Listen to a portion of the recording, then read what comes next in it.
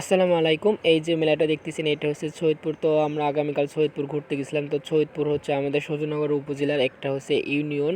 তো সৈয়দপুর একদম শেষের যে ইউনিয়নটা আছে আমাদের সূর্যনগরে, তো অনেক দূর যেতে অনেক সময় লাগে। তো আমরা বাইক নিয়ে প্রায় 2 ঘন্টার মতন লাগছে যেতে।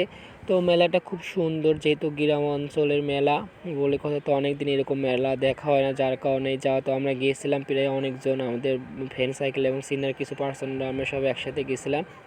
তো এই মেলাটা এখানে শুধু মেলাই বসে না, এখানেও কনসার্টের আয়োজন করা হয়েছে। তো এখানে বিভিন্ন জায়গা থেকে মানুষ এসে ড্যান্স দিচ্ছে এবং অনেক শিল্পীর আয়োজন করা হয়েছে। তো সত্যি কথা বলতে মেলা খুবই চমৎকার একটা আয়োজন ছিল।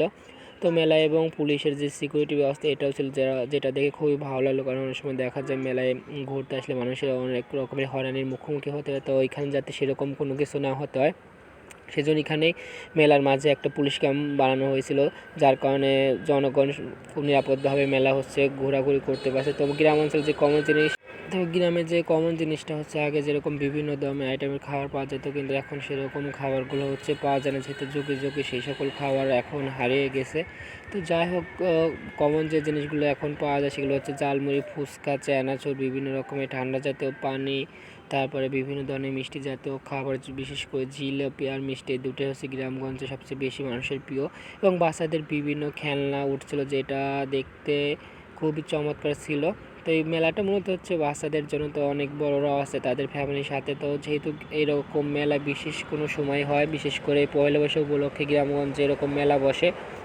তো অনেক দিন পর এই মেলাতে ঘোরা, যার কারণে এসে খুবই ভালো লাগছিল আমার কাছে। প্রতি বছরই হয় না, অনেক বছর পর পরই হয়, যেহেতু এখন যুগে যুগে সেরকমভাবে মানুষ মেলার আয়োজন করে না। যুগে যুগে সব কিছু গ্রামগঞ্জে হারিয়ে গেছে। এখন মানুষ এই আধুনিক যুগে ড্যান্স বক্স নিয়ে পিকনিক টিকনিক এইসব করে।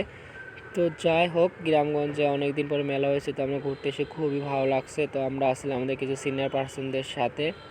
তো মেলায় ঘোরাঘুরি শেষে আমরা বের হয়ে যাই। তো বের হয়ে যাই আমরা সন্ধ্যার দিকে বাড়ি ফিরতে ফিরতে রাত হয়ে যায়। তো সারাদিন মোটামুটি আমাদের খুবই ভালো কাটছে, যেহেতু অনেক দিন পর এরকম ঘোরা। তো আজ প্রায় 3 দিন ধরে আমরা এরকম ঘোরাঘুরি করছি।